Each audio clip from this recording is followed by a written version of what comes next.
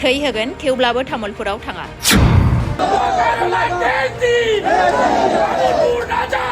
আমি দরকার হয় আত্মযাজন বলিদান দিম কিন্তু আমি কোনো পথে তামুলপুরত না যাও বলি दिनै फिन जांख्रिखांदों बाक्सानि सुबनखाथायाव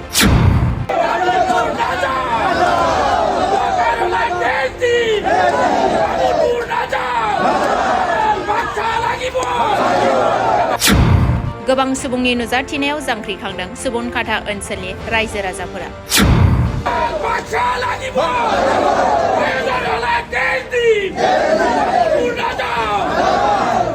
बाक्सानि सुबनखाथा आरो जफादं ओनसोलखौ तामुलपुर जिल्लायाव सरजाबनायखौ सुबनखाथा जफादं ओनसोलनि रायजो राजाफोरा गोजोननाय मोनाखै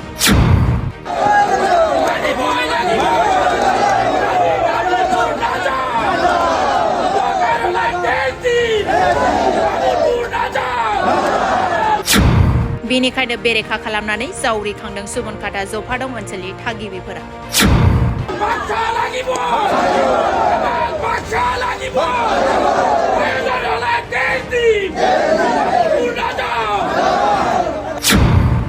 जेब्लासिम फिननाय मोना थाद'नाय गैयै सोमावसारबाय थागोन सुबनखाथा जफादं ओनसोलनि थागिबिफोरा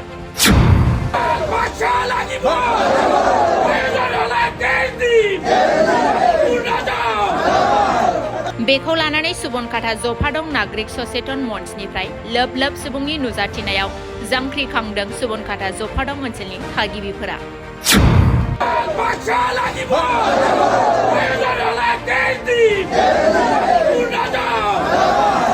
ঘাটা জপাদং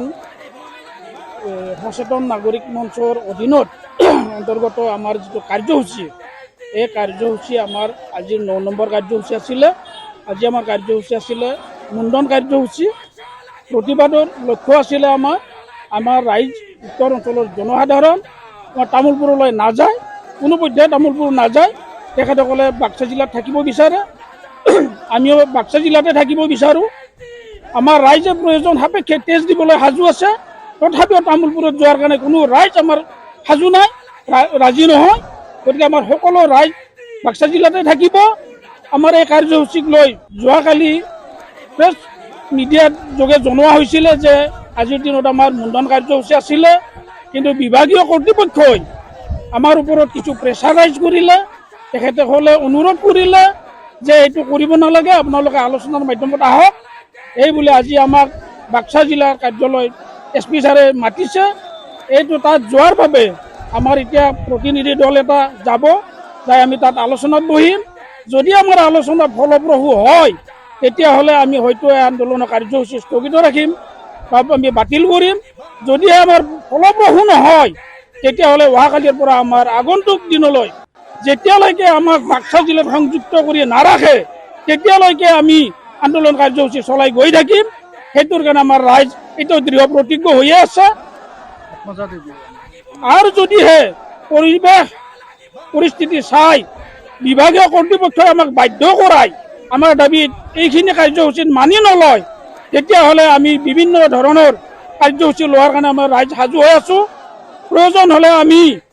আমাৰ এৰিয়াৰ ভিতৰত কোনো ৰাজনৈতিক দলক সোমাবলৈ আমি নিদিয়াৰ সিদ্ধান্ত ল'ম আৰু প্ৰয়োজন হয় শেষ সিদ্ধান্ত আমাৰ ৰাইজৰ ফালৰ পৰা সকলো ৰাইজে আত্মদাহৰ নিচিনা কাৰ্যসূচী ল'বলৈ বাধ্য হ'ব বিভাগীয় কৰ্তৃপক্ষক অনুৰোধ জনাম দাবী জনাম যাতে বিভাগীয় কৰ্তৃপক্ষই আমাৰ ৰাইজক তেনেকুৱা আত্মদাহ দিবলগীয়া কাৰ্যসূচী ৰূপায়ণ কৰিবলৈ বাধ্য নকৰে এইটোৱে বিভাগীয় কৰ্তৃপক্ষৰ ওচৰত বিনম্ৰভাৱে অনুৰোধ আৰু ৰাইজৰ হৈ দাবী জনাইছোঁ सेरफांगुरियाव बाजाज बाइक लानो गोसो गुदुं सुबुंफोरनि थाखाय गाहाम खौरां क'क्राझार जिल्ला सेरफांगुरियाव थानाय फुंखा एन्टारप्राइज बाजाज शोरूमा फैगौ 25 सेप्तेम्बरनिफ्राय 29 सेप्तेम्बरसिम मेगा लर्न काम एक्सचेन्ज मेला खुंफुंगोन बायगिरि नोंथांमोनखौ मिथिहोहरनाय जायोदि डाउन पेमेन्टआ आरसि इन्सुरेन्स लाफानानै 10,999 रांनिफ्रायनो जागायगोन आरो 500 रां होग्रोनानै गोसोबायदि बाइकखौ आवग्रिना दोननो हागोन नोंथांमोनहा सेरफांगुरियाव थानाय फुंखा एन्टारप्राइज बाजाज शोरूमजों लोगोसे कुसुगाव फेस्टिभ आउटलेट आरो सराइबिल फेस्टिभ आउटलेट ब्रान्च शोरूमावबो खुंफुं जानाय मेगा लन काम एक्सचेन्ज मेलायाव फैनानै नोंथांनि लुबैनाय बाजाजनि बाइकखौ लांफैनो हागोन। बाजाजनि बाइक सालायनो मोजां मोनग्रा रायजो राजाफोरनि फुंखा एन्टारप्राइज बाजाज शोरुमा लोगोसे मोजां अफारबो लाबोदों। बेफोरनो जाबाय 5 लिटार पेट्रल फ्रि, गंनै हेलमेट फ्रि, केस होनानै बायगिरिफोरनो 2000 रां केसबेक हरफिननाय जागोन। आरो मेगा लन काम एक्सचेन्ज मेलायाव बाइक बायगिरिफोरनो 1 बोसोरनि थाखाय 12 खेब फ्रि वाशिं होनाय जागोन। आबुङै मिथिबावनो थाखाय 6003817191 नङाब्ला 9101547892 आरो 9101598021 जामबुं नम्बराव खौरां लाहरनो हागोन।